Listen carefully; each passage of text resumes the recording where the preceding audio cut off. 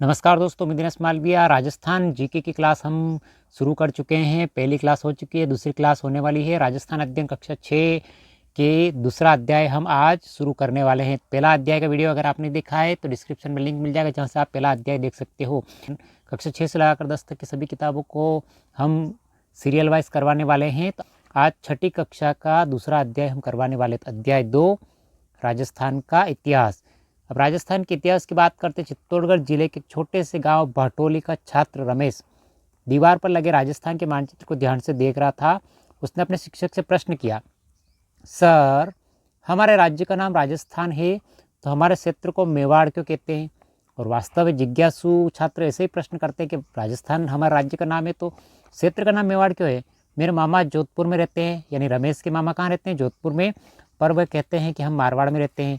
तो चित्तौड़ को जो है मेवाड़ कहते हैं और जोधपुर को मारवाड़ कहते हैं। ऐसा क्यों?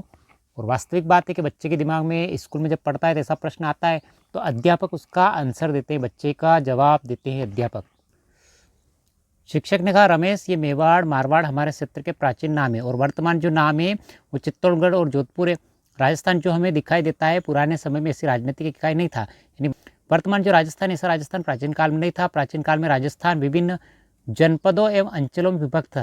ये जनपद एवं अंचल भौगोलिक अथवा वहाँ रहने वाली जाति के नाम से जाने जाते थे। जैसे अंचल थे जांगल, मरु, अर्जुनायन, सिवी, मेवात और हाड़ौती। ये अलग अलग क्षेत्र जाने जाते थे। इन सबको मिलाकर वर्तमान में जो राजस्थान है। अब क्या आपके मन में भी ऐसे प्रश्न आते हैं? यदि हाँ, तो अपने शिक्षक के साथ चर्चा कीजिए और अपने क्षेत्र के प्राचीन नाम को जानिए। और वास्तविक बात है कि अपने क्षेत्र का, जैसे आप जिस क्षेत्र में रहते हो उस क्षेत्र का आप पूछ सकते हो अपने शिक्षक से। छठी क्लास के हिसाब से बात हो रही है। ये महाकाव्यकालीन राजस्थान इस प्रकार से विभक्त था। तो जांगल प्रदेश आपको दिख रहा है, जो वर्तमान में बीकानेर जिला स्थित है, वहाँ पे जांगल प्रदेश था। मरुकांतर, जहाँ पे आपको जैसलमेर और जोधपुर की सीमा दिखती है, वहाँ पे मरुकांतर था। मत्स्य क्षेत्र देखिए आप, जहाँ पे विराटनगर जिसकी राजधानी थी, तो जयपुर से लगाकर ये अलवर की तरफ यहाँ पे इस स्थान पर स्थित है। और सुरसेन देखिए आप, यानी उत्तर प्रदेश से इसकी सीमा मिलती है, तो यहाँ पे स्थित था। तो इस प्रकार से राजस्थान अलग अलग भागों में उस समय विभक्त था और अलग अलग नामों से जाना जाता था। प्रतियोगी परीक्षा में इस प्रकार के प्रश्न पूछे जाते हैं। महाकाव्यकालीन जो राजस्थान था वहाँ पे क्षेत्र का नाम बताते हैं आपको और मिलान करने के लिए, तो आप जरूर ध्यान रखिए इस मैप को। प्राचीन भारत में आर्यों ने छोटी छोटी बस्तियों को मिलाकर अपने राज्य या जनपदों का निर्माण आरंभ किया। अब प्राचीन काल में यानी पुराने समय में आर्य यानी एक जाति थी जिनको आर्य के नाम से जाना जाता था। तो उन्होंने अपनी बस्तियाँ जहाँ पे वो निवास करते उनको राज्य या जनपद निर्माण आरंभ किया। महाभारत एवं संहिता ग्रंथों में राजस्थान के कई जनपदों का उल्लेख है। यानी 16 महाजनपदों के बारे में आपको जानकारी होगी और नहीं भी होगी तो जैसे 16 महाजनपदों के बारे में जानकारी आएगी हम विस्तार से उसका वर्णन करेंगे। तो महाभारत काल में और संहिता ग्रंथों में राजस्थान के कई जनपदों का उल्लेख है। हिंदू धर्म में सबसे पहले ऋग्वेद आता है, ऋग्वेद के बाद सामवेद, सामवेद के बाद यजुर्वेद और यजुर्वेद के बाद अथर्ववेद, यानी चारों वेद आते हैं। अब आपको मरुक्षेत्र की बात करते तो ऋग्वेद यानी पहला जो वेद है सहित हमारे पौराणिक ग्रंथ, पौराणिक यानी प्राचीन जो ग्रंथ है जैसे रामायण, चरक संहिता, महाभारत, बृहद संहिता में मरु प्रदेश का वर्णन आता है। तो यहाँ पे कंपटीशन एग्जाम में प्रश्न बनता है कि मरु प्रदेश का वर्णन कौन कौन से ग्रंथों में आता है, तो इसको आप अंडरलाइन करके लिख ले। रामायण, चरक संहिता, महाभारत और बृहद संहिता में मरु प्रदेश आर्यों का प्रारंभिक जनतंत्र था। तो इसको भी आप ध्यान रखें कि मरु प्रदेश आर्यों का प्रारंभिक क्या था? जनतंत्र था, जहाँ पे जनता द्वारा शासन किया जाता था। जिसे वर्तमान में बीकानेर, नागौर, चूरू, गंगानगर, जैसलमेर एवं बाड़मेर के कुछ भाग सम्मिलित थे। कालांतर में इस क्षेत्र में कुछ विस्तार के साथ कुरु, मद्र, जांगल नामक जनपदों का निर्माण हुआ और उसके बाद यहाँ पे नए जो जनपद बने उनमें कुरु, मद्र एवं जांगल प्रदेश बने। जांगल प्रदेश की अपन बात करते हैं तो इस जनपद में वर्तमान में बीकानेर, नागौर, जोधपुर का कुछ भाग आता है। तो आपके प्रश्न यहाँ से बनता है कि जांगल जनपद में वर्तमान के कौन कौन से जिले के कुछ कुछ भाग आते थे या कौन से जिले आते थे? तो बीकानेर, नागौर और जोधपुर, इनको ध्यान रखिए। इसकी राजधानी अहिछत्रपुर थी। यानी ये भी आपको ध्यान रखना है कि जांगल प्रदेश की राजधानी क्या थी? अहिछत्रपुर, जो वर्तमान में जिसका साम्य वर्तमान में नागौर से प्रतीत होता है। यानी नागौर जिले में स्थित है। अहिछत्रपुर वर्तमान में नागौर से प्रतीत होता है, नागौर जिले के अंदर स्थित है। पौराणिक आख्यानों के अनुसार यादव वंश के बलराम श्री कृष्ण द्वारिका जाते समय इसी क्षेत्र से गुजरे थे। तो इसका भी ध्यान रखें आप कि पौराणिक आख्यानों के अनुसार यादव वंश के बलराम और श्री कृष्ण, भगवान श्री कृष्ण द्वारिका जा रहे थे तो इसी क्षेत्र से होकर गुजरे थे। किस क्षेत्र से? जांगल क्षेत्र से। मत्स्य क्षेत्र की बात करते हैं तो इस जनपद का उल्लेख ऋग्वेद में मिलता है। तो यहीं से आपके प्रश्न बनता है कि मत्स्य जनपद का उल्लेख कौन से वेद में मिलता है? ऋग्वेद में। महाभारत में मत्स्य जनपद की राजधानी विराटनगर बेराट थी।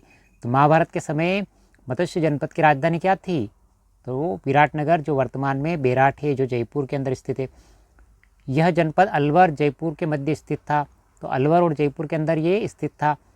इस स्थान का वर्णन चीनी यात्री युआनचांग ने किया है। तो ये भी आपको ध्यान रखना है, कंपटीशन एग्जाम के लिए ये भी महत्वपूर्ण है कि जो मत्स्य प्रदेश है, इस स्थान का वर्णन चीनी यात्री युआनचांग, जिसका नाम कहीं कहीं पे वैनसांग भी मिलता है, ठीक है, ये भी ध्यान रखना है।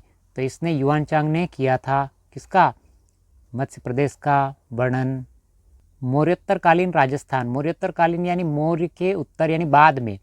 यहाँ पे ध्यान रखना, पूर्व का मतलब दिशा होता है और उत्तर का मतलब भी दिशा होता है, लेकिन यहाँ पे पूर्व का मतलब अगर बात करें तो पूर्व का मतलब होता है पहले, ठीक है, और उत्तर की अगर बात करते हैं तो उत्तर का मतलब होता है बाद में।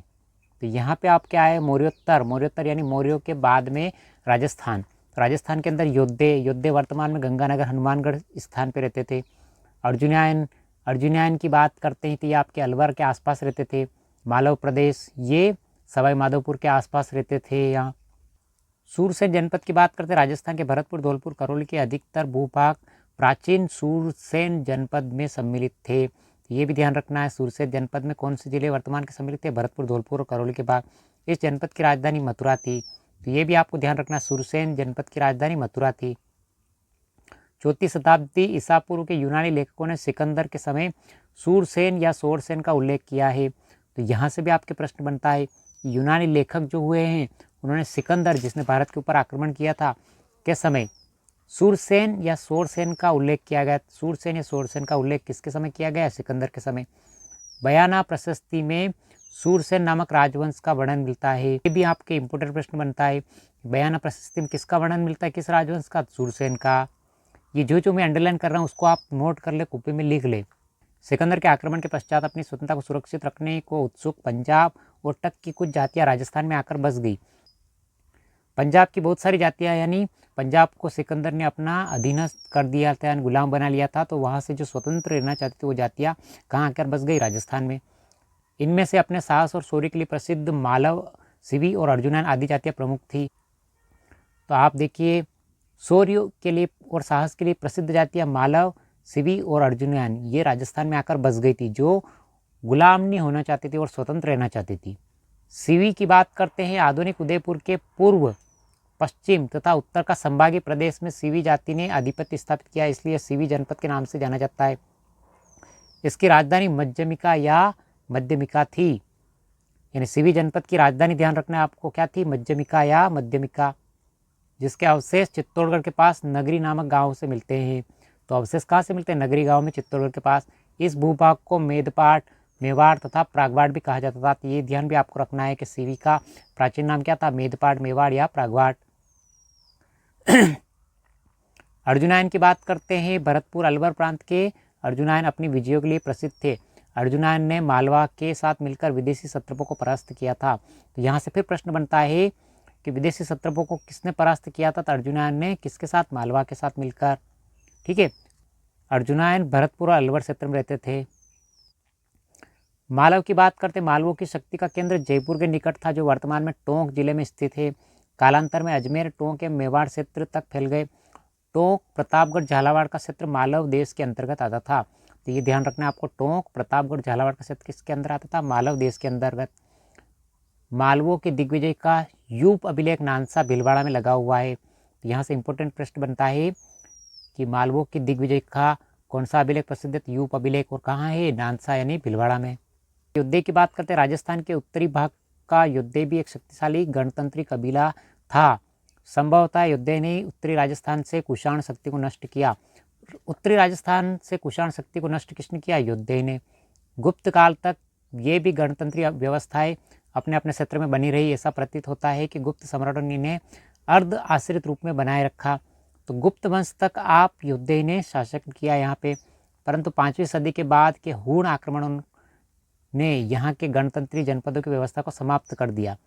तो योद्धे की गणतंत्री व्यवस्था को किसके आक्रमण से समाप्त हुआ? तो हूण आक्रमण, जो विदेशी आक्रमण थे। बृहद संहिता नामक ग्रंथ में इनके पतन की चर्चा है। यहाँ पे आपके फिर प्रश्न बनता है कि योद्धे के पतन की चर्चा किस ग्रंथ में? तो बृहद संहिता नामक ग्रंथ में। इसके बाद ये जनपद अपने अन्य नामों और सीमाओं को लेकर सामने आते हैं, जैसे मेवाड़, वागड़, मारवाड़, हाड़ौती, ढूंढाट एवं मेवात। तो धीरे धीरे ये अलग अलग स्थानों पर बसते गए, जिनका नाम अलग अलग पड़ता गया। मेवाड़ की बात करते, प्राचीन सीवी जनपद वाले क्षेत्र को मेवाड़ कहा गया, यानी सीवी जनपद था उसको मेवाड़ के नाम से जाना जाता था। आधुनिक उदयपुर, चित्तौड़ और प्रतापगढ़ इसमें आते थे। राजसमंद, भीलवाड़ा जिले मेवाड़ राज्य के क्षेत्र थे, यानी ये सारे जिले किसके क्षेत्र थे? मेवाड़ के। इस क्षेत्र पर 7वीं शताब्दी से आधुनिक राजस्थान के निर्माण तक गुहिल सिसोदिया वंश का राज्य रहा। यानी 7वीं शताब्दी से लगाकर जिस समय देश आज़ाद हुआ, यानी 1947 तक किसका शासन रहा? गुहिल सिसोदिया वंश। तो सबसे पुराना वंश आपको पूछे राजस्थान के अंदर कौन सा है? गुहिल सिसोदिया वंश है। नागदा, आहड़, कल्याणपुर, चित्तौड़गढ़, कुंभलगढ़, चावंड, उदयपुर आदि समय समय पर इनकी राजधानी रही। तो ये प्रश्न यहाँ से फिर बनता है कि नागदा, आहड़, कल्याणपुर, चित्तौड़गढ़, कुंभलगढ़, चावंड, उदयपुर किस राज्य की राजधानी रही? तो ये मेवाड़ की, यानी सीवी जनपद की, ये सारी मेवाड़ की राजधानी रही। यहाँ की बोली मेवाड़ी थी, यानी मेवाड़ के अंदर मेवाड़ी बोली बोली जाती थी। उसके बाद वागड़ की बात करते हैं। राजस्थान में 2 क्षेत्र वागड़ के नाम से जाने जाते हैं, एक डूंगरपुर बांसवाड़ा और दूसरा पिलानी के पास नरहड़, भादरा, नोहर और कन्नड़ा का क्षेत्र। यहाँ से आपके इंपॉर्टेंट प्रश्न बनता है, यानी जैसे ही वागड़ क्षेत्र का नाम आता है तो आपके दिमाग में डूंगरपुर बांसवाड़ा आता है, लेकिन डूंगरपुर बांसवाड़ा के अलावा भी वागड़ के नाम से जाना जाता है। तो पिलानी जो झुंझुनू के अंदर है के पास नरहड़, भादरा और नोहर और कन्नड़ा, ये क्षेत्र जो है ये वागड़ के नाम से जाने जाते थे। ये भी आपको ध्यान रखना है, लिख ले इसको। किंतु अधिकतर दक्षिणी राजस्थान के डूंगरपुर बांसवाड़ा के भूभाग को ही वागड़ या वागड़ कहा गया तथा इसकी बोली वागड़ी कही जाती है। तो वागड़ क्षेत्र की बोली वागड़ी कही जाती है। मारवाड़ की बात करते, प्राचीन मरु प्रदेश को ही कालांतर में मारवाड़ कहलाया। मरुकांतर क्षेत्र को ही मारवाड़ कहते हैं। 7वीं सदी में इसके मंडोर यानी जोधपुर क्षेत्र पर गुर्जर प्रतिहारों ने शासन किया था। आपको ध्यान रखना है 7वीं सदी में मारवाड़ में शासन किन्होंने किया? तो मंडोर, जोधपुर की राजधानी थी मंडोर क्षेत्र पर किसका शासन था 7वीं शताब्दी में? गुर्जर प्रतिहारों का। बाद में इस क्षेत्र पर राठौड़ वंश का आधिपत्य स्थापित हो गया और बाद में गुर्जर प्रतिहार के बाद राठौड़ वंश का आधिपत्य हो गया। हाड़ौती की बात करते हैं। आधुनिक बूंदी कोटा का क्षेत्र हाड़ौती कहलाता है। प्राचीन काल में इस भूभाग पर मीणा जनजाति का आधिपत्य था। मीणा वंश का बूंदा के नाम पर ही बूंदी का नामकरण हुआ। तो यहाँ से फिर प्रश्न बनता है कि बूंदी का नामकरण किसके ऊपर हुआ? तो मीणा वंश के बूंदा के नाम पर। कालांतर में चौहान वंश की हाड़ा शाखा ने इस क्षेत्र पर अधिकार कर लिया और चौहान वंश की हाड़ा शाखा ने बूंदा मीणा को हराकर यहाँ पे अधिकार कर लिया। तभी से इस भूभाग को एवं यहाँ की बोली को हाड़ौती कहा जाने लगा। ढूंढाड़, जयपुर एवं उसके आसपास का क्षेत्र ढूंढाड़ के नाम से प्रसिद्ध है, तो इसको भी आप ध्यान रखें। 12वीं सदी में कछवा राजपूतों ने यहाँ के स्थानीय जनजाति के मीणा बड़ गुर्जरों को परास्त कर अपने राजवंश की नींव डाली। तो आपको बूंदी के अंदर भी पढ़ा और आपने 12वीं शताब्दी में कछवा वंश के राजपूतों ने किसको हराया? जो स्थानीय जनजाति जहाँ पे निवास करते थे, कौन निवास करते थे? मीणा और बड़ गुर्जर, इनको हराकर कछवा वंश के शासकों ने यहाँ पे अपना आधिपत्य बना लिया। कहाँ पे? जयपुर यानी ढूंढाड़ क्षेत्र में। और यहाँ पे परास्त करके इन्होंने अपनी नींव डाली। इस क्षेत्र की भाषा ढूंढाणी कहलाती है। तो जयपुर क्षेत्र यानी ढूंढाड़ क्षेत्र की भाषा ढूंढाणी। मेवात क्षेत्र की बात करते हैं। मेवाड़ चित्तौड़ कहा जाता है और मेवात अलवर भरतपुर का क्षेत्र है। यहाँ मेव जाति की अधिकता रही है तो मेवात कहलाता है। तो इसका अलवर भरतपुर क्षेत्र को मेवात क्यों कहा जाता है? क्योंकि यहाँ पे मेव जाति के लोग अधिकतर रहते हैं, इस कारण। मेवातियों का प्रसिद्ध नायक हसन खां मेवाती था, जो खानवा के युद्ध में राणा सांगा की ओर से बाबर के विरुद्ध लड़ता हुआ मारा गया। ये भी ध्यान रखना है आपको कि यहाँ का प्रसिद्ध नायक हसन खां मेवाती था, जो खानवा का युद्ध हुआ था 1527 में। उसमें राणा सांगा की तरफ से बाबर के विरुद्ध युद्ध लड़ता हुआ मारा गया। कौन? हसन खां मेवाती। ये मेवात का ही रहने वाला था। इन सब अंचलों के अतिरिक्त भी राजस्थान के कुछ अन्य क्षेत्र, जैसे यहाँ पे ध्यान रखना है आपको, जैसलमेर को मांड या वल्ल कहा जाता है। जोधपुर का दक्षिण भाग गुर्जरत्रा कहा जाता है। प्रतापगढ़ को कांठल कहते हैं। झालावाड़ क्षेत्र को मालवा कहा जाता है। चूरू झुंझुनू सीकर वाला क्षेत्र शेखावटी और ब्यावर अजमेर का क्षेत्र मेरवाड़ा के नाम से जाना जाता है। इनको भी आप इम्पोर्टेंट रूप में नोट कर ले। राजस्थान और उनके विभिन्न क्षेत्र भूगोल परिस्थितियों के फलस्वरूप अनेक बोलियों, वेशभूषा, व्यवहार एवं परंपराओं का धनी है। यानी राजस्थान के अलग अलग क्षेत्रों में विभिन्न प्रकार की बोलियाँ बोली जाती है, वेशभूषा पहनी जाती है। शिक्षक द्वारा अपनी बात समाप्त करते हुए रमेश और उसके साथियों को ऐसा लगा कि वे राजस्थान के हर अंचल को समझ चुके हैं। क्या आपको भी ऐसा लगता है? आपने राजस्थान के सभी जिलों के बारे में, जो उनके प्राचीन नाम थे, उनकी राजधानी थी, कौन कौन से वंश ने वहाँ पे शासन किया, उनके बारे में डिटेल से पढ़ा है। ये देखिए आप, जैसलमेर के अंदर मांड क्षेत्र कहा जाता है। मारवाड़ जो है जोधपुर के आसपास का क्षेत्र, मेवाड़ चित्तौड़ के आसपास क्षेत्र, बागड़ डूंगरपुर बांसवाड़ा क्षेत्र, हाड़ौती कोटा बूंदी वाला क्षेत्र है और ढूंढाड़ जयपुर का क्षेत्र है। मेवात आ गया अलवर भरतपुर का क्षेत्र और शेखावटी आ गया सीकर चूरू झुंझुनू वाला क्षेत्र। तो ये प्राचीन राजस्थान का मानचित्र है, जहाँ पे के अंदर इन जिलों को अलग अलग नामों से प्राचीन काल में जाना जाता था। यह आपका अध्याय समाप्त हो गया। अंचल का मतलब होता है क्षेत्र। ऋग्वेद सबसे प्राचीन ग्रंथ है, यानी प्रथम वेद है। क्षत्रप का मतलब होता है प्रांत का मुखिया, राज्यपाल या भारत में शक जाति के शासकों हेतु प्रयुक्त शब्द क्षत्रप। मत्स्य जनपद की राजधानी थी, मत्स्य जनपद की राजधानी विराटनगर। कोटा बूंदी वाला क्षेत्र कहलाता है हाड़ौती क्षेत्र। यहाँ से प्रश्न बनते हैं आपके बार बार। ये ब्यावर अजमेर का क्षेत्र मेरवाड़ा कहलाता है, मेरवाड़ा। और जयपुर एवं उसके आसपास क्षेत्र की भाषा तो ढूंढाणी, ढूंढाणी।